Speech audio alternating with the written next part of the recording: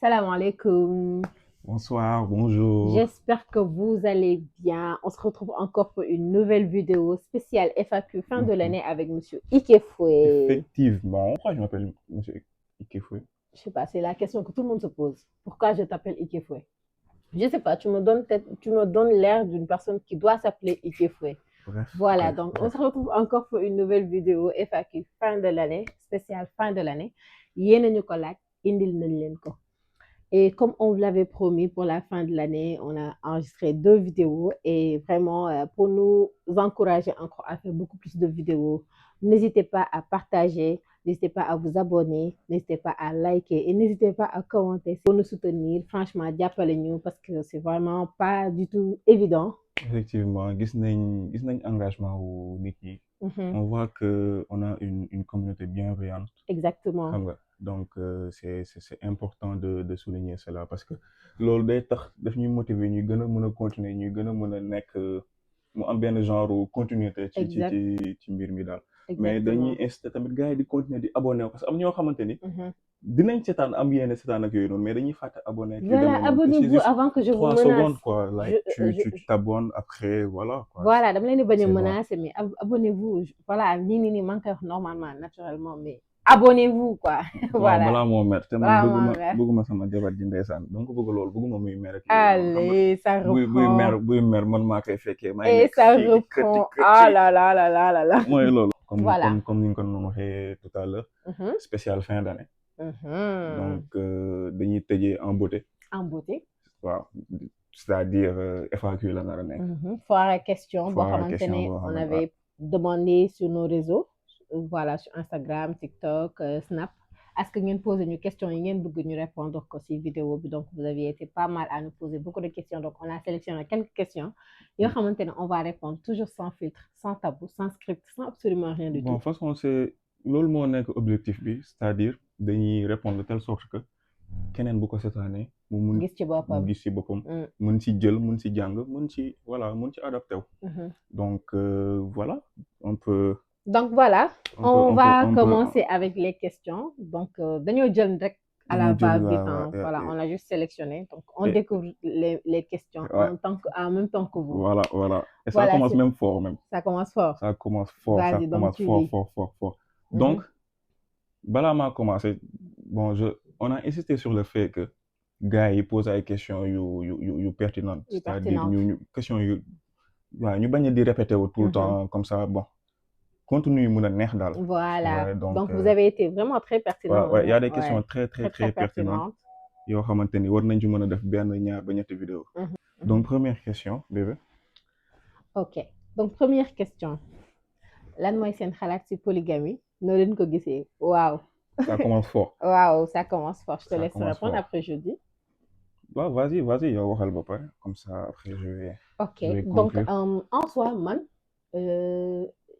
c'est pas parce que pour ñi bëri ñi ko foog c'est pas parce que je déteste la polygamie je suis quand même pour la polygamie pour te dire parce que am na ay côté yu baax am na ay côté yoo xamante ne ça reste à voir bi nit ñi ñu koy defee surtout Sénégal je vais commencer par les côtés yu positifs yi pour nous les femmes c'est un gain de temps 2 jours les 2 jours yoo xamante ne sa jëkkër du fi nekk tu as le temps pour toi.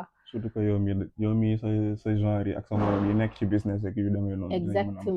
exactement surtout quand tu es dans le business voilà tu as le temps pour toi tu as du temps pour te voilà reposer si tu veux tu cuisines si tu veux tu cuisines pas voilà il y a pas de prise de tête et tout il y a ça également il y a dina am aussi benn nostalgie ci seen diggante yi donc 2 jours yi nga xamante ne yow ayewoo ko mun nga namm sa jëkkër et tout ça donc wala ñëwaat namantiku bi et tout ça donc loolu aussi c'est à souligner que c'est une bonne enfin c'est l'une des des effets positifs voilà effet positif yi la quoi après côté négatif bi mooy ñu bëri dañu ragal polygamie maintenant parce que en fait jigéen ñi demee wuñu fair play quoi ñu ci bëri donc il y a beaucoup de voilà sëriñtu par-ci par-là xam nga aussi tamit xale yi souvent les yaay yi mën nañ leen monter contre les autres xam nga entre doomu baay c'est un peu compliqué et tout xam nga y a beaucoup de choses daal yoo xamante ni. te dama seetlu benn affaire sax gis nga polygamie doomu baay dañuy bëggante. je sais pas voilà non mais sérieusement da ngay gis sax gën a bëgg doomu baayam ko propre frère am. exactement doomu baay dañuy bëggante mais souvent seen yaay yi duñ leen ci bàyyi malheureusement. c'est ça comprendre nga seen yaay duñ leen ci bàyyi souvent. wax par ci par là aussi tamit dañuy seetlu détail souvent te loolu mën na indi ay problèmes. surtout bu fekkente ne ma nuyu ma xosi na ma. waaw xosi na ma def na ma léegi ça mais non donc c'est un peu compliqué même pour les garçons hein. Même pour les garçons ay doomu baay garçons aussi souvent ça pose ils peuvent avoir des problèmes et tout. xam nga ku nekk day bëgg surtout góor yi ku nekk day bëgg xëcc affaire am ci booram. ku nekk day essayer bu dee bon ci polygamie lañ nekk. ku nekk day essayer jur ay doom yu bëri. comme par exemple pour di xalaat ay héritage après bébé am na góor ñoo xamante ne dañuy takk teyruñu ah. donc foofu héritage sax amul man maa ngi ñëw ci loolu. dama la doon bàyyi nga terminer rek. en fait voilà donc toi qu'est-ce que tu en penses. waaw après question bi c'est lu tax mu intéressant mooy loo leen gis ci polygamie. mais ci ban jamono déjà. ci ban jamono peut-être jamono bu njëkk ba. les maanaam ku góor ki ak ku jigéen ki yëpp ku ci nekk amoon na benn genre maturité boo xamante ni mën na gérer. 2 ba 4 femmes. mais jamono ji.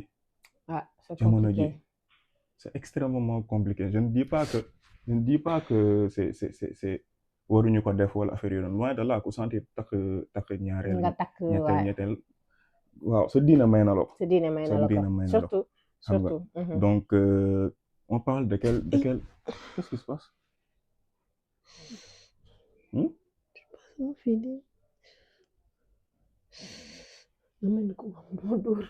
dóor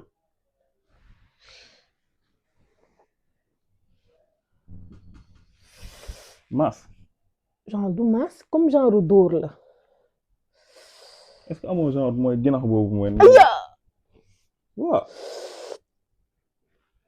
aja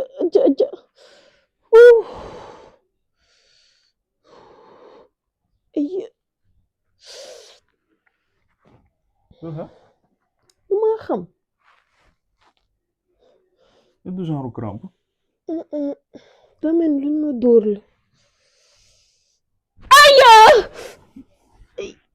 la fan la sama loxo bi fii sama loxo bi jugal ma xool jugal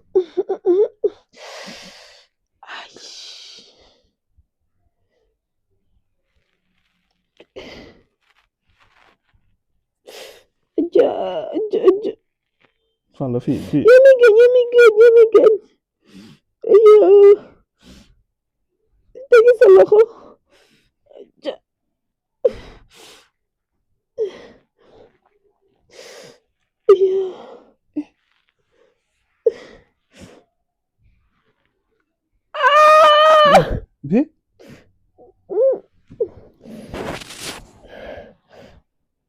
bi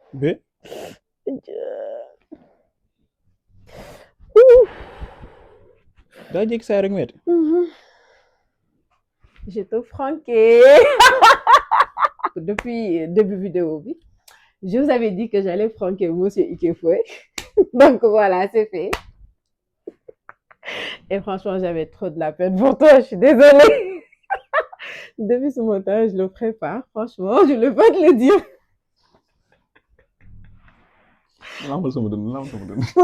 yàlla mu feeñ ci micro masa aywa nga bàyyi ba ma terminer sama réflexion ci polygamie kon dafay kii en fait j'avais dit que si début vidéo bi je vais te pranker sur quelque chose je sais nit ñi dañ ko xamal da nga ko averti da nga ko tout le monde le savait sur toi xoolal sama wax sax dafa kii tout le monde le savait sur toi donc voilà c'était pour faire plaisir c'était juste une petite prank et tout ça ça me fait trop de la peine, moi j'ai pas pu continuer, vraiment tu m'as fait trop de la peine, je suis désolée. J'ai pas pu continuer. Nañ ko may tuuti, on reprend ses esprits, après on reprend. Donc on reprend, voilà donc ñu woon ci affaire polygamie bi naa fay. En tout cas, j'ai gagné. Adji 1, Idi 0. Donc amul benn problème may naa la loolu léegi donc. Pour revenir ci sujet wu polygamie donc je me dis que ku mu neex mun na ko def quoi. effectivement ci kaw moom mun ko comme ni koy waxee kii. mais parfois da ngay gis même ku ko mën sax. da koy def après day jeng comme ni ko gars yi di waxee. day jeng c'est ça day def ay appartenance fii. ak yu demee noonu. ak jamono ji du mu mel nii. ak nit ñi dañoo faux. exactement xam nga nit ñi dañoo faux peut-être nit ñu njëkk ji mënoon nañ ko gérer. te kenn du coow du jib kenn du xamal kenn dara.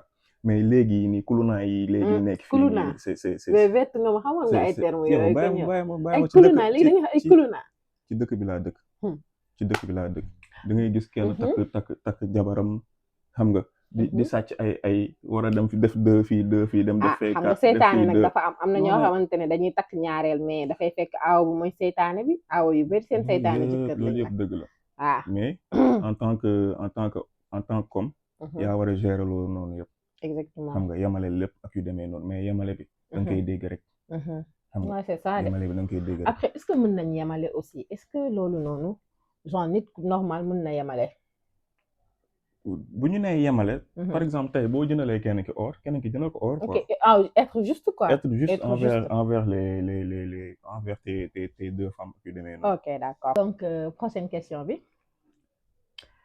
juste benn anecdote de vos chamailleries qui vous a fait rire au moment du duo. kii mooy yéen boole ci emoji rek non en fait il faut savoir que man damay extrapoler lépp y a un moment amu woon jànk amplificateur la kii et moom même bu amee jànk wax dëgg yàlla il aide beaucoup si tâches ménagères yi day bale day fobeere day def lépp daal vraiment wallahi macha allah waxal de benn jour daal mu naan café quoi xam naa jour boobu dama nekkoon sama SPM mu naan café tubaab yi naan SPM jël kaas bi teg ko ci table bi rek ma craqué jooy indi problème jooy dëgg ah jooy dëggantaan léegi ñuy régler problème bi affaire yooyu noonu léegi mu wax ma genre qu'est-ce qui se passe quoi lan ma ne ko bee commencé nag rey sama baat bi ñu ko waaw xam nga ni yow aw ma jànk kër gi waxuma sax dooma jàppale mais il faut aider si kër gi parce que c'est très difficile pour moi affaire yooyu noonu ba pare kër gi dee ma jàppale léegi moom sur le coup il n'analysait pas que man dama nekk di yokk quoi. waaw parce que da nga doon chargé. parce que dama ko doon chargé. je me disais ma ne waaw man façon nit la ki na lay liggéeyee du ma ko faale wala affaire yu demee noonu pourquoi du ma si jàpp ci liggéey bi affaire te ndekete 2 jours avant rek je pense benn samedi la woon. yaa ngi doon bale. mais ñëw ne bàyyi ma jàppale la nga ne déedéet. effectivement léegi yow nga andi jour boobu noonu. mais jour boobu noonu lu tax insister ma quoi. muy bale mais ñëw di ko jàppale su mu ne ma non bàyyi su may bale nga naan da ngay ñëw jël affaire yooyu noonu ma ne waa baax na garaawul mais xaar pour faveur ndekete kooku enregistré na loolu ba teg ne man insisté wu ma quoi. mais fallait insister. pourtant j'ai insisté. damaa insisté woon bu ma ne. man dama mun yokk man wax dëgg yàlla man moom problème bu amee dama leen di wax rek. man daal damay dem toog. damay yokk xalaat mais kii def ma yëpp. te boobu c'est trop tard. c'est trop tard parce que raconter xuloo andi waat xuloo la. du coup après bu ne ma mais bii yow comment tu fais je sais pas voilà kii la mayu yàlla la je sais pas. du coup ça nous a fait trop rire après voilà après si la ne ma mais man après j'ai réfléchi ma ne waaye man doon naa def lii qu'est-ce qui s'est passé man si doon nga def loolu yëpp man maa la yokkal loolu. te yow man li ma jaaxal da ngay jooy dëgg quoi génne ay rongoñ like. dama jooy. Prochaine question. question. Donc, conseil pour une femme qui veut bien s'intégrer dans sa belle famille. Sans épaule, quoi. Sans ça va trop faire en faire. Ça va trop en faire. Ok, après man, li may wax toujours mooy sans trop en faire boobu nag sax si lay gën a insister mooy les filles souvent problème bi ñuy am mooy on veut trop plaire à notre belle famille. Tu vois, c'est bien, mais pour man, il n'y a pas à forcer des choses quoi, forcer des liens, forcer des kii dina ma bëgg voilà dama bëgg mu bëgg ba xam nga bu yàggee rek du naturel. C'est ça. te sëy loo ci commencé rek loolu lenn doo ko continuer bu ko commencé tu vois donc bu fekkente ne nga ñëw bees ci famille bi après tu forces ku ne nga dugg ci néegam jéem a xamante bëgg a duggante et tout ça nga jekk ba si yàgg gisoo effet escompté bi da ngay reculer xam nga léegi nag après dañu lay sikkal dañ naan moom de début bi da daan ñëw fii te daal léegi bees bi la woon. voilà bees bi la woon alors que tu essayes juste de t'intégrer et tout ça Voilà, il n'y a pas à forcer les choses. Reste comme tu es. Si tu dois faire des cadeaux, tu fais des cadeaux. Si tu dois yëg aussi nga yëg nit c'est le plus important mooy yëg bi. non surtout yëg boobu noonu ngay nekk di expliquer en fait maanaam mooy ci intégration bu muy nekk di laaj rek intégrer ça veut pas dire que da nga war a jënd tout le temps cadeau di ko joxe. Effectivement. xam nga ba pare cadeau yi yow léegi boo ko mënul wala sa jëkkër bu ko mënul da ngay sonal sa jëkkër sonal sa bopp. te du wéy te bu wéyul gars yi commencé la andil problème sa jëkkër mooy am problème. parce que tu vas l'amener à faire un choix te boo duggee ci domaine boobu noonu rek tu crées des problèmes. Munoo neex ñëpp. C'est impossible loolu ci domaine yëpp la munoo neex ñëpp donc. même dans ta propre famille munoo neex ñëpp encore moins ci famille boo xamante ne tu es nouvelle. parce que nit ñi duñ benn. xam nga ça veut pas dire que dañ lay bañ wala affaire yooyu noonu sax mais daam ñoo xamante ne nii duñu mën a defante ak yow te loolu c'est normal. c'est normal que ça matche pas. xam nga bu matché wul tu laisses tomber jusque pas sax muy ngeen nuyoon te sekk jàmm. voilà après man li may contre mooy jigéen ngay sëy ci kër gi nga ni waa forcé naa kii dama koy nuyu du ma faale et tout ça après da ngay téye sa bopp non. voilà bu la nuyoo bu la waree il faut nga am grandeur quoi. loolu tane ko ci loolu. voilà c'est valable pour ku nekk koo xamante ne sœur la ci kër gi. bu ko neexee mën na nuyu frère am wala mu bañ koo nuyu loolu c'est moins grave que bu fekkee yow da ngay sëy ci kër gi. nga ne da ngay am ñuy nuyu wala ak ñooy nuyu mën nga am sa fulla nag.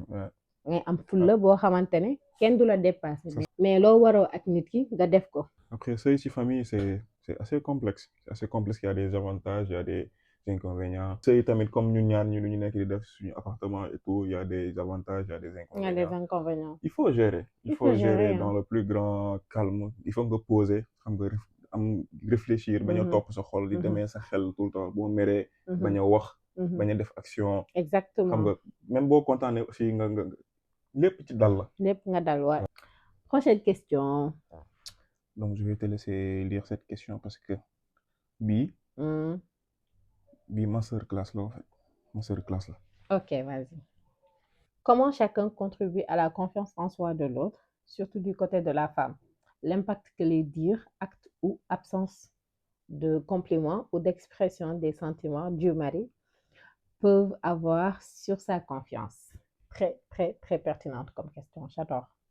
Alors, il faut savoir que man, li ma saf bariwul ci àdduna mais s'il y a bien une chose ou bien une personne boo xamante ne ay waxam wala ay gestam wala ay actam mën na jouer lu bari ci man moom la moom moo may wax rafet nga ma gëm ko moo may wax ñaaw nga ma gëm ko moo may wax liggéey nga ma gëm ko moo may wax liggéeyoo ma gëm ko donc damay xaar lu bari souvent mu may complimenter parfois même su may liggéey ci kër gi des choses vraiment banales même su may fobeere wala may bale ne serait-ce que mu ñëw ne ma ba yow jàmbaar nga affaire yooyu noonu ça me fait trop plaisir et puis loolu noonu daf may gën a yokk jom quoi de la même manière bu ko deful aussi mën na ma merloo inconsciemment daf may métti parfois aussi il peut arriver que ñun jigéen ñuy am ay manque de confiance en nous xam nga suñu confiance en nous di wàcc papa mën naa ñëw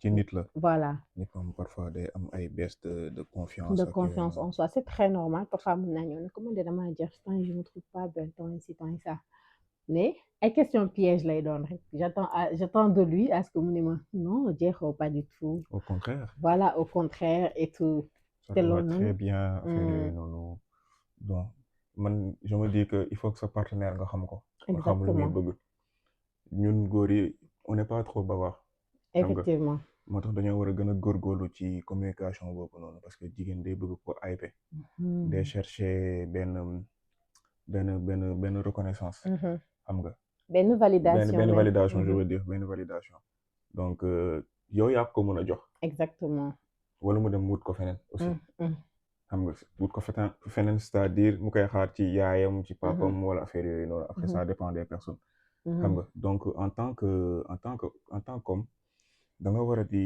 aype sa jabar parce que ñun góor yi ñuy bëggee ñuy mettre de l'avant di ñu wan suñu puissance donc vous aussi vous avez des manques de confiance en vous bien sûr loolu ci nit la parfois di nga toll foo xamante ni nii yow ñëpp dañ leen naw mais fu kenn yëgul da ngay toog perte confiance léegi dafa am benn nit boo xamante ni nii bu nekkee sa jabar par exemple moom rek moo mën a wax loo xamante ni moo mën a distinguer mën a wax loo xamante ni yow mën a yëkkatiwaat parce que c'est quelqu'un boo xamante ni yéenay fanaan yéenay defandoor lépp da ngeen bëggante dem ba takkante donc kooku moo la mën a wax loo xamante ni nii war na lu mën a yëkkatiwaat effectivement xam nga donc dañoo war a di bàyyante xel di xool ku nekk lu mu bëgg parce que amour dañ koy dundal dañ koy suuxat et puis les petits cadeaux aussi moi j'adore les cadeaux j'adore ak lu mu mënti toll c'est-à-dire lu mu ndaw man j'adore les petites attentions li jëntiwuma lu cadeau bi jar si c'est cher si c'est pas cher c'est pas mon problème mais le simple geste de dem ut dara jënd dara andil ma ko ça me fait énormément plaisir je me rappelle benn jour boobu on n'était pas encore mariés dama doon sorte de burn-out la woon quoi parce que j'étais trop dans le travail dama doon liggéey trop je descendais à 22h j'étais hyper fatiguée et tu l'as remarqué avant même que je te le dise à ce moment-là tu étais à Kolda nga tollu ba Kolda tu m'as commandé quelque chose ici avec un petit mot quand le livreur m'a appelé j'étais encore au travail mu livré ma ko avec le mot ça m'a énormément fait plaisir ak lu ma sonnoon loolu noonu dafa mel ni dafa wàccee sama sonn. c'est parce que je te connais. voilà j'ai appris à te connaître. moo tax loolu noonu ma xam ko ci yow.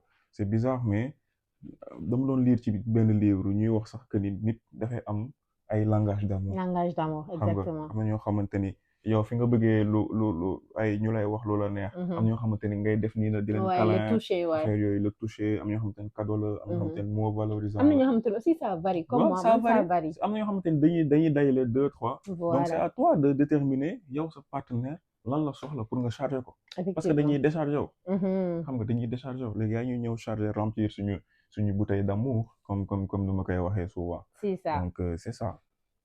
Voilà, prochaine question. Comment rester connecté malgré la routine? Alors, vas-y, je te laisse répondre. Comment rester connecté malgré la routine? Ben jour, je sais pas si tu te rappelles, ñu doon def benn live. On doon expliquer que ni ay partenaires ay ñu marié wu dañoo war a trouver ay activités yoo xamante ni nii daf leen di boole ñoom ñaar. Effectivement. ba ñu joxe exemple suñu bopp ñun ñi comme on le fait toujours. ñu nekk ñun filmer bi mais filmer d'habitude dem filmer ji monter affaire yooyu loolu moo ñuy boole. xam nga et dites-vous que podcast yi yëpp moom moo ko monté donc dama kaa formé kese man je fais que filmer cadrer. je suis l'assistante personnelle de mon mari. waaw sama assistante la daal personnelle donc. loolu daf ñuy boole. non payé. non pas payé du tout on m'exploite ici. donc je disais que ni day participer ci montage yu lu bëri podcast yi nii yëpp waaw man ay mbóot yu sew yu nice yi daal laay def daal mais li ci ëpp mooy dagg vidéo yi def coupure yi affaire yooyu dajale bon après man maa fi nekk di def affaire de miniature bi parce que on a su trouver notre truc léegi am na ñoo xamante ne peut-être mën nañ gis leneen mën nañ gisante ci leneen comme par exemple sport comme par exemple génn dem géej je sais pas natation affaire yooyu je donne juste des exemples comme ça mais il faut trouver des activités yoo xamante ni nii ça vous lie voilà hormis la maison trouvez-vous des activités et tout ça donc pour ne pas créer de casser routine bi quoi parce que routine mënut a ñàkk routine moom mënut a ñàkk après dina dem parce que ñun ñi suñu bopp dañuy amee routine voilà papa da ngeen amee routine yow personnellement même avant même que d'être marié quand tu es toute seule bien tout seul tu as des routines donc routine mënut a ñàkk mais souvent il faut savoir casser le routine bi de chercher à faire quelque chose de nouvelle wala chose boo xamante ne ça vous lie sortez faire quelque chose parce que loolu noonu routine baaxul ci dara mais boo demee ba am conscient ni que tu es dans une routine boo xamante ne ça peut tuer ta relation essayer de faire quelque chose d'autre boo xamante ne bokkul ak li ngeen di def d'habitude. exactement li ci gën a am importance mooy routine bi bu demee ba installé wu comment vous gérez ça loolu ci ëpp solo. exactement mi ngi noonu. c'est ça. Prochaine question. Qu'est-ce qui vous donne la motivation à avoir la consistance sur les réseaux? Très belle question. Très belle question. Très belle question. Man moom pour ma part je suis quelqu'un boo xamante ni nii j'aime partager ma réflexion j'aime conseiller. tu aimes trop conseiller. J'aime trop conseiller quand je suis avec mes amis je suis trop dans le comment tu vois mu wax ma benn affaire ma ne ko man lii laa ci xam. affaire yooyu noonu partager affaire kër ba tey yàlla def. may nekk di ko partager partager ñeneen dañ ciy ndox ñu ma xamul ba ñu ciy woo di ñu remercier wala affaire yu demee noonu ay magum jëm yoo xamante ni yor nañ seen kër des mamans qui nous appellent voilà des mamans qui nous franchement appellent yoo xamante am nañ ay doom yu toll am ñun ay doom yu toll ni ñun donc di ñu loolu woote di ñu féliciter voilà sant yàlla la teg si on a benn communauté boo xamante ni dañoo trop bienveillant xam nga et on lit tous vos commentaires sur YouTube. Ouais, on lit tout. Man, donc n'hésitez pas à faire des commentaires. On lit tout, franchement. D'ailleurs, même idée vidéo, il y a commentaire là. Exactement. Donc, n'hésitez pas à nous faire des suggestions. Donc, rien que pour yen rek tax na ñun ñu am benn consistance ci réseau yi. Exactement. Donc, continuez à nous soutenir. Voilà, donc continuez. Aimer, like. Et abonnez-vous parce que ñu bari dañuy sétane té abonné wu ñaan bébé. Ouais, c'est en fait statistique yi dañ koy gis statistique yi dañ koy gis nañ gis ni tant de pourcent ñooy da ngay gis ay 80% ñooy sétane mais 20% yi juste ñooy nekk di abonné wu et alors que affaire bi da ngay wàcc s'abonner xol ba wàcc ni ba si ñetti point yi aseen ni dégg def activer la cloche kessé bu ñu dugalee vidéo tak nga njëkk say jot njëkk sétane njëkk commenter donc loo leen di xaar abonnez-vous avant que je me fâche. Il m'a fâché, hein. C'est bon, fâché, man ma un problème. Et si je me fâche, monsieur Ikofe aura des problèmes. C'est votre chouchou. Bougolen a un problème, n'est-ce pas? C'est ça. Voilà. Donc abonnez-vous. Prochaine question. C'est bien. Comment entretenir la flamme avec le temps? Bon, je pense je crois qu'on l'avait, ouais, je pense que xawna nduro sax ak question bu ñu répondre woon sank. Ouais. Non, mais le fait d'avoir des attentions, des petites attentions. C'est ça. Pour entretenir la flamme. Parce que mbëggeel dañ ko war a suuxat. C'est ça. Mbëggeel c'est pour man y a pas amul sentiment bu gën a neex. Amour ci àdduna. Honnêtement même surtout quand suñu boss marqué. Non, je te jure gis nga man wax la dara man su ma amaan goumin loolu sax daanuma ne non dootuma bëggati affaire yooyu man maa nekkoon nit ñoo xam ne dañu ñàkkoon jom ci affaire bi parce que je croyais en amour. Man je crois en l'amour man mën naa am goumin tey demain je me remets en relation. Tu vois donc man sama idéologie mooy amul lu gën a neex amour ci àdduna donc l'amour que j'ai pour toi pour man amul sentiment bu ko dàq genre feeling bi may am soo wàccee on est ensemble dama lay nam en fait tu vois loolu mbëggeel rek moo ko mën c'est ça donc le fait de se dire les je t'aime toujours le fait de s'offrir des cadeaux loolu ça dafay entretenir suñu flamme xam nga des petites attentions des petites déclarations par-ci par-là même ça hein, le fait de faire des vidéos même le fait de faire des vidéos parce que man ko doon wax sànq il faut ngeen bokk ay activités yoo xamante ne lii ça fait partie des activités yoo xamante ne ni hormis suñu liggéey ñun personnellement fi ñuy dajee la c'est ça di partager suñu ay idées di partager suñu ay parce que la journée on n'est pas ensemble il a son travail j'ai mon travail c'est ça voilà parfois on est lii c'est des moments yoo xamante ne c'est des moments pour nous c'est des moments pour vous mais c'est des moments également pour nous effectivement ça nous aide également beaucoup dañuy xamante ci moment yi nii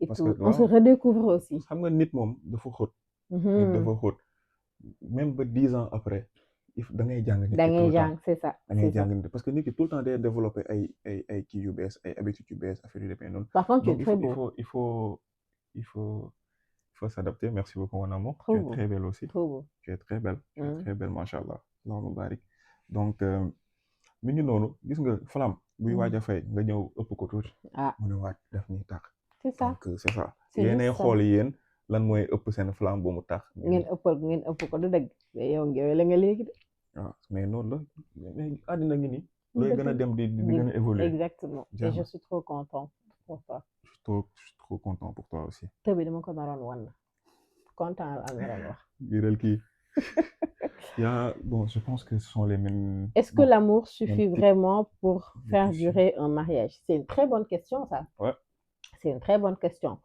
il faut savoir que non hein non dama laa nopp man tamit l'amour cassé ça ne suffit pas après ngeen naan ndox lekk seen tàngal wante dem te di loolu ça le fait pas ça suffit pas hein il y a d'autres choses il y a la compréhension il y a muñ bi il y a la communication hein il y a beaucoup de choses en fait il y a l'acceptation de l'autre dans sa vie. Accepter que la personne fait partie maintenant de ta vie, que tu peux pas faire une chose sans pour autant consulter la personne. C'est ça. Que tu peux pas, par exemple, changer ton itinéraire, c'est-à-dire bu fekkente ne jour bi da nga war a dem liggéey. nga war ne non xaaral il faut ma dem feneen. am na fu ma war a jaar ak sama ay xarit sans pour autant aviser la personne.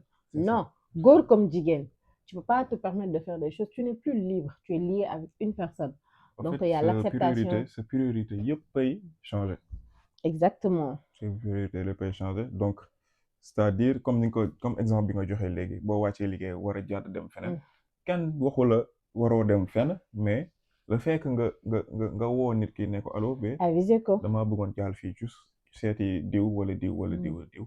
loolu ci boppam day sentir boppam. day sentir priorité bi nga am day sentir priorité moom. Priorité, exactement. xam nga c'est ça donc. Exactement donc c'est tout un mélange. pour faire durer un mariage c'est tout un mélange. c'est un cocktail de. c'est un cocktail de. d'action.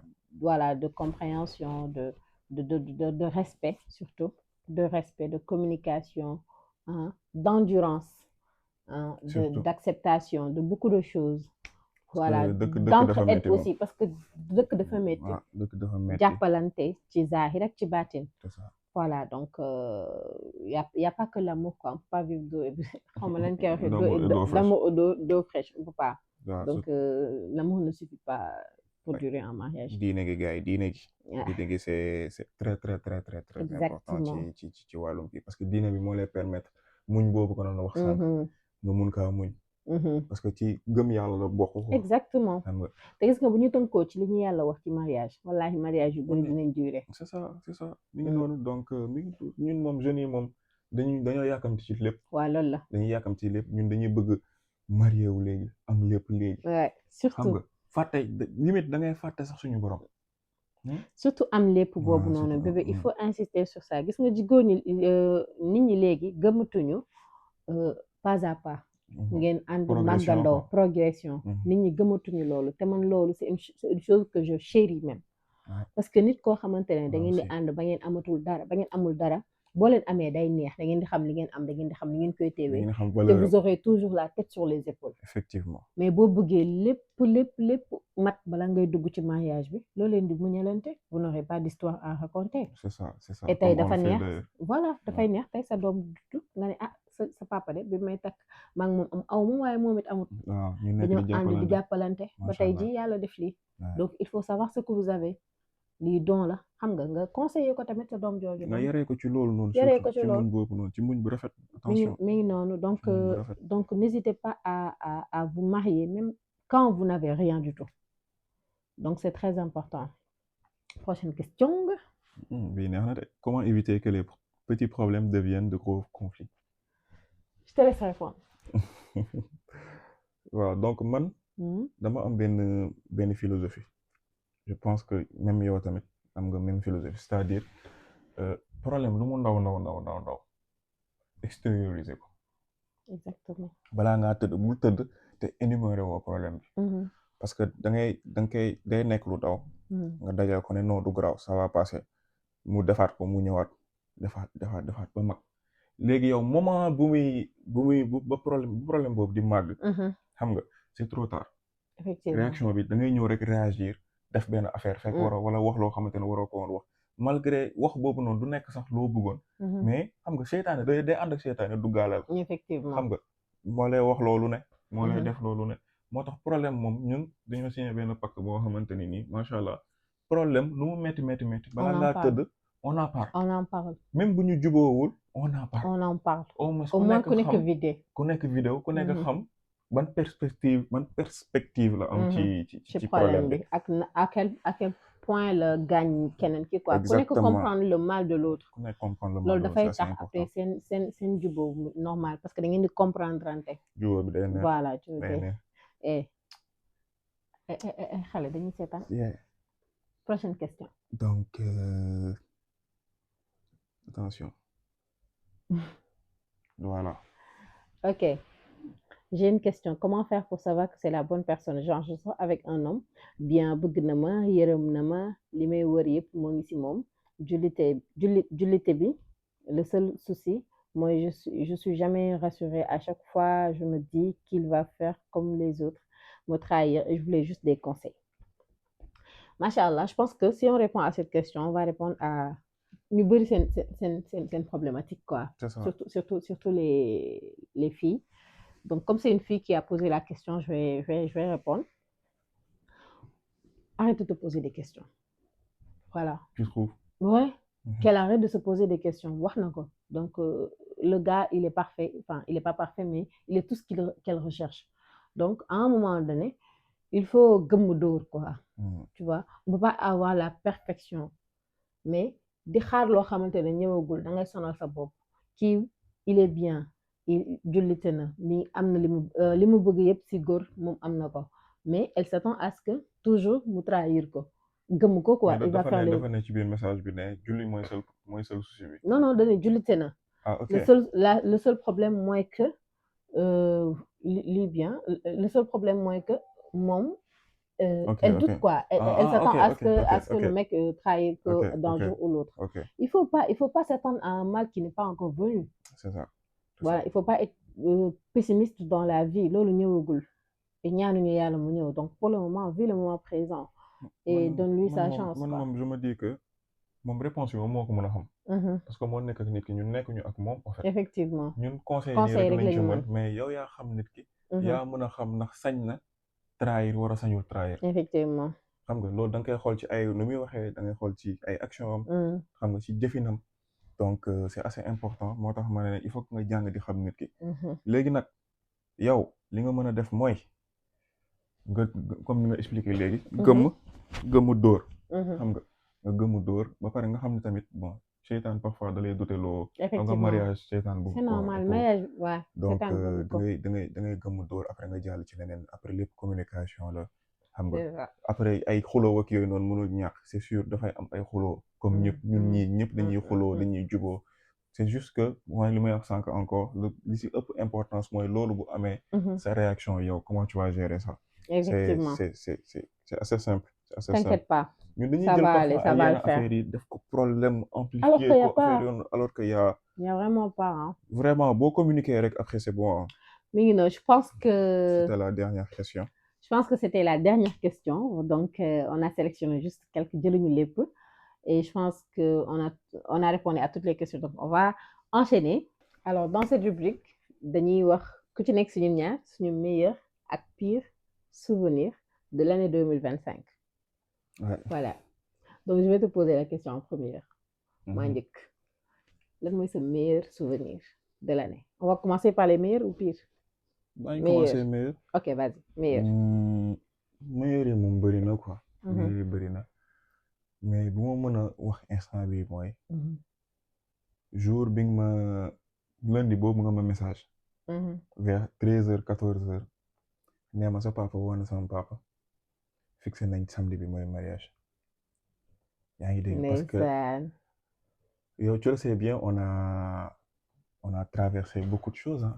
C'est vrai dafa meloon benn déchargement quoi. yow ba pare li ci iconique mooy man maa la waroon wax.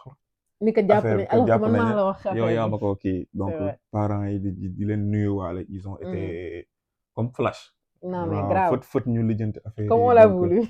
donc bokk na ci souvenir yoo xamante ni gën na ma chaque jour su ma yeewoo dama koy xalaat. chaque jour su ma yeewoo dama ko doon xalaat. donc mi ngi noonu ba pare nekk juste après Korité bi. donc voilà mariage bi affaire noonu vraiment ça a été quelque chose de ça m'a vraiment marqué. xam nga boo bëggee nit ki rek. c'est vrai. Habibi. non donc voilà. J'ai larmes aux yeux.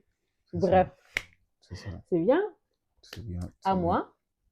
Donc lan moo nekkoon sa meilleur moment wala man nga bëgg commencer yow. Meilleur moment, meilleur souvenir. Quel a été ton meilleur souvenir? Alors bëri na vraiment. J'avais même du mal à choisir benn honnêtement. te ci lu yu bëri ñoo ko dundandoo. Voilà ñu bëri ñoo ko dundandoo et tout. Donc man je vais dire bi may def shooting ci rond-point Malibu bi. Ah macha allah. bi may def shooting foofu noonu genre bi vidéo yooyu génnee comment tu étais derrière moi xam nga support bi ku romb nga ne ko kii sama jabar la xam nga fii mooy page am suivre leen ko et tout ça. Non mais j'ai adoré. maa ngi def sama shoot maa ngi def sama ay tuto et tout mais j'entendais ta voix derrière. ma ne wallahi yàlla ma yàlla lafal cat yi kii yàlla ma ko yàlla fayal quoi. tu vois au-delà de femme jabar bi ma nekk ci yow yow à titre personnel yal na la yàlla fay sa xol. non mais honnêtement sérieusement et comment tu m'aides si sama liggéey et tout ça loolu ba tey image yooyu noonu dafay ñëwaat sama kii et tu vois comment je suis stressée quand je prépare un shooting pratiquement bu may waajee def je ne parle pas beaucoup et tout parce que je suis trop concentrée sur la chose et tout mais lépp bi da nga koy dékku quoi voilà tu es là tu m'aides sans trop en faire voilà c'est ça tu es juste incroyable quoi. C'est ça. Donc, beaucoup de ces meilleurs moments. Je ne vais même pas dire que c'est mon meilleur moment parce qu'il y a beaucoup de meilleurs moments. Donc, beaucoup de ces meilleurs moments, quoi. Il y a beaucoup de meilleurs moments. Voilà. Donc, pire souvenir de l'année 2025. Alors, dina la lu bett xam naa bii fàtte woon ko sax j'ai fait exprès. Ok. Bi nga feebaree woon. Jour bu mënoon après teew dem Mbour pour liggéey bi. Ouais. Xam nga. Waaw. boobu ça a été extrême. C'est-à-dire. dama waroon dem bi ma waree woon dem Mbour. Exactement. xam nga vers 15h. J'ai fait une crise. Voilà jànk bi woo ma. ne ma dangaa xam ma ne noonu. alors que boobu yaa ngi waaj a dugg ci péage bi sax. non dugg naa ci péage bi. péage sorti na bi dugg naa ci. bay waaj a egg fu ñuy fayee. waaw. yaa ngi dégg. femme bi woo ma ne du jàmm parce que man jànk amul lu muy woo nu may woo man di ma wax dara wala affaire yooyu noonu tu vois mu woo ma xam nga. ma ne lii du jàmm. te bi mu doon wax instant boobu noonu yaa ngi doon je sais pas da nga doon yuuxu yaa ngi doon crise daal je sais pas. ok. dama droité jox sama papa volant bi. retourné waat di daw. xam nga. parce que c'était impossible ma war a demaat pour génn bi dafa sori. ma dawaat laal taxi ñëw franchement jour boobu noonu ni ma daw yëguma ko. te yow mbir après la lay jàpp quoi pas sur le coup. dama feebar après. da nga feebar après mi ngi tàngoon jër 15h. naa ci 15h. ma daw yu metti mais ma ñëwee fekk la hôpital man xanaa xam naa sama ngóoral rek waaye. médecin bi maanaam ma ñëwoon mu wax ma loo xamante ne war ma ko woon ma lekk. non ça donc nekkoon na benn jour boo xamante ni bu pénible bu pénible maa ngi doon xalaat lu nekk maa ko doon xalaat. te jour yooyu nga xam la force de la famille quoi parce que ci guddi gi. non ñëpp ñëw nañ ñaari famille yëpp. ta ma maman sama yaay jóge Touba ñëw. wallaay ci saa si ñëw. noonu incroyable. léegi wér naa maa ngi sant yàlla macha allah donc macha allah. léegi moom loolu la ñuy ñaan rek gudd fan ak wér. waaw. waaw soxla doonee ñaan rek daa fekk nga wér. dëgg la macha allah. moi et mes expressions. waaw sama yaay laay déggee yëpp. dëgg la expression yëpp sama yaay laa macha allah sama xarit la maman Damo. ok donc à moi. donc quel a été ton pire souvenir. alors mon pire souvenir mooy bi ma lakkee. waaw. sama lakk bi moom. franchement sama pire souvenir la parce que. ba léegi sax boo koy non ba tey bu ma koy wax parce que man du may faral di lakk quoi. man lakk miinu ma peut-être bu may rosi wala dara dawlin tiis ma loolu moom c'est classique mais lakk nii ba cicatriser ba affaire yi changer sa kii c'était la première fois et c'était pénible c'était vraiment pénible parce que dafa boole woon lu bari jour boobu noonu. maa ngi doon togg maa ngi doon boyal maa ngi doon fobeere maa ngi doon kii genre di defandoo lu bari ba pare tamit comme vous le savez appartement bi xatoon voilà je ne pouvais pas bouger beaucoup et tout bi ma lakkee dafa meloon ni benn genre kii quoi. kii de plus benn genre voilà poids de plus poids de plus voilà c'était voilà loolu moom bëgguma si sax di si wax lu bari parce que daf may agité loo et tout ça mais sama lakk bi moom c'est vraiment une chose boo xamante ne c'est sama pire souvenir la si année bi. c'est vrai ça a été pénible ah. maa ngi doon julli maa ngi fàttali ko bu baax. waaw bi ma yuuxoo dama doon julli c'est incroyable mais bon yàlla. lu mu def rek am na lu tax parce que boo xoolee loolu bu mu passé après. ay moment de bonheur mooy ñëw. effectivement ay moment de bonheur voilà. lépp rek après da nga da nga koy dénkaat yàlla xam ni am na lu tax mu def ko am na peut-être ci lu mu lay aar wala yu demee noonu man moom tout le temps genre yu mel noonu peut-être sur le coup mën nga bañ a kii mais après à tête reposée mën nga wax alhamdulilah mënoon na demee nii mënoon na demee neneen effectivement donc c'est ça alors boo doon résumer cette année en un mot wala une phrase non résumer sama année bon je sais pas xaw ma dama improbabilité laa bëgg wax je sais pas parce que pour être honnête planifié wu ma ko woon ni dama koy jeexal avec ma femme c'est comprendre ça a été une grosse surprise le fait que 2025 mu dugg ci rek bëgg après dem bëgg am takk jabar xalaatuma ko woon en fait fin 2024 comme ni ñu nekkee nii maa ngi doon xalaat liggéey maa ngi doon xalaat am xaalis su bëri dajale affaire yooyu noonu après donc surprise laay wax ni que ni moo am ci sama 2025 bi di ko sant yàlla bu baax baax bu mu boole maa koo xamante ni nii c'est mon amour c'est mon bébé c'est ma vie donc il parle de moi mi ngi noonu so donc su ma ko doon résumé surprise macha allah donc waaw di la ñaanal di ñu ñaanal amiin yàlla may ñu gudd fan ak wér surtout wér bi may ñu xaalis bu bëri amiin flows bi c'est important c'est important mi ngi noonu donc moi su ma waroon résumer sama année je dirais miracle man suñu boroom daan na ma yéem nag lool mais année bi dafa particulier si man ci ay mbiru suñu boroom dafa particulier trop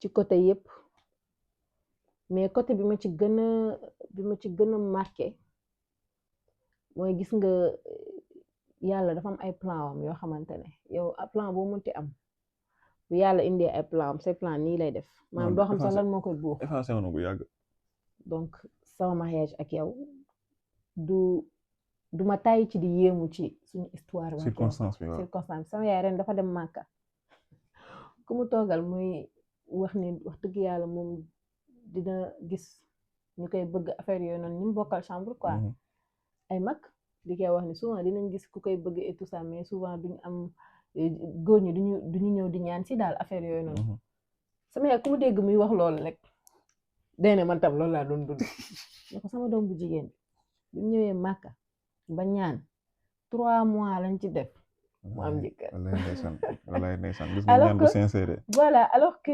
j'avais juste fait une promesse j'ai pas demandé spécifiquement ne yàlla dama bëgg may ma jëkkër waaw j'ai pas dit ça mais j'ai fait juste benn promesse ni yàlla pour ñaan yàlla aussi pour mu yombalal ma ko ni sama prochaine relation duma si dépasser li islam santaane te bu ma ko dépassé te mariage amul damay bàyyi voilà yàlla boole ma ak yow maanaam yàlla kuy sikk sàkk ci ay mbiram rek danga ko xamul de la même manière dama yéemu ci yàlla ci côté sama liggéey dama ci yéem yàlla daf ma ci yéem lool ci sama côté liggéey sama côté business ci lu bare donc su ma doon résumer sama année miracle laa koy résumer quoi macha allah di ñaan yàlla di sant tey ñaan yàlla mu dolli ba ndax man toujours loolu laay ñaan incha allah day am yow moom di sant tey ñaan yàlla mu dollil ma yàlla bu la fayee sa xol rek dina la dolli lu bëri sa xol dara neew ci yaa ngi koy wax sànq da ngay xuloo fii toj kaas yi di zëmbale fii nii yëpp boo yeewoo suba mel du yow macha allah loolu moom waaw ku nekk ak li mu bëgg ci nit rek man je t'aime comme ça xam nga donc c'est bien li ngeen naan sa ñaan boobu noonu pour wax encore ci yàlla nu mu yéemee rek yow peut-être maa nga ko ñaanee mais man dama jóg 4 heures du matin ñaan macha allah bizarrement ñu am même ñaan yàlla dajale ñu non yéeme na yàlla sàmmuñu allahumma amiin yàlla barkel suñu diggante bi allahumma amiin yàlla may ñu njaboot bu barkel insha allahu rabbi musal ñu ci seytaan ak ay pexem waaw cat ak làmmiñ ñu ngi noonu dañuy ñëw si dernière rubrique bi donc rubrique bi bokk na si sama rubrique bu ma gën a neex on l'a inventé comme ça ouais. donc ici nous avons agenda respectif donc ku nekk si ñun dafay noter benn déclaration wala benn conseil wala lu mu munti doon pour l'autre et on va le lire à haute voix. C'est bon. Tu as compris le concept? Ouais. On coupe la vidéo, on écrit et on revient.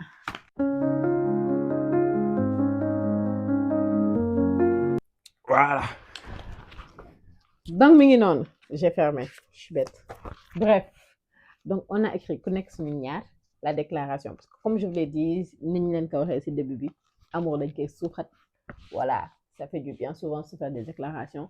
Ça fait presque 3 ans que Ikifé ne m'a pas fait de déclaration.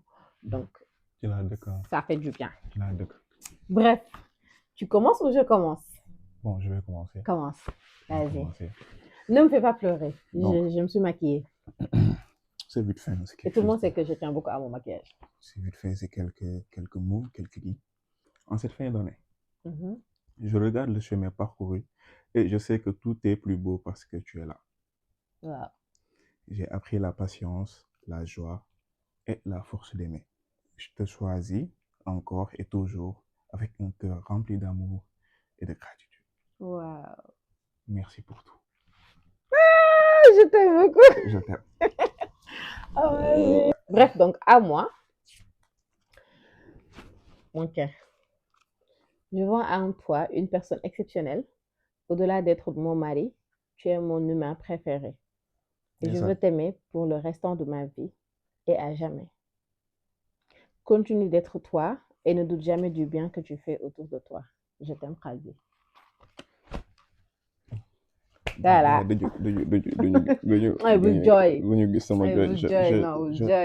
Je t'aime aussi. Donc voilà. Je t'aime aussi. Sur ces belles paroles, donc on vous souhaite une très bonne année 2026. Yàlla yàlla sàmm leen, yàlla aar leen, yàlla may leen wér, gudd fan, ngeen nekk ak seen ay proches vraiment. Yàlla réaliser seen ay projets yi ngeen am ci 2026 bi yëpp yàlla réaliser leen ko. Voilà, kenn bañ a manqué daal. Yàlla def nag mu gën ci yéen. Xam nga bu defoon sax mu gën ci yéen yàlla def mu gën ci yéen. Bu gënul ci yéen yàlla def mu dem ba gën ci yéen. waaw donc yàlla mu ngeeg moom mën na ko. waaw te da koy def daal. da koy def na ñaan yi sincère. waaw ñoom ay projet yàlla na sotti. ñu bëgg marié wu yàlla nañ gis koo xamante ni moo gën ci ñoom. amiin yaa rabbi. ñu bëggante doon ay xarit. waaw mi ngi noonu donc voilà quoi. yàlla may leen ci gën ci yéen. xanaa di leen fàttali rek benn conseil bu ma sam papa waxoon boo leen di ñaan yàlla boo leen bëggee 1 milliard bu leen ne ko may ma 1 million. di leen ko may leen 1 milliard. ndax yàlla yor na ko dama bëgg xaalis da ngay ñaan lii na lii laa bëgg. 1 milliard laa bëgg. yor na ko am na ko te pour yéen la donc daf leen koy may. donc ñaan na leen yàlla may lépp lu leen bëgg seen àdduna. Bonne et heureuse année à vous. Team Adjidi vous fait un très gros coucou. Sens bi la sens bi. ok bi fii de.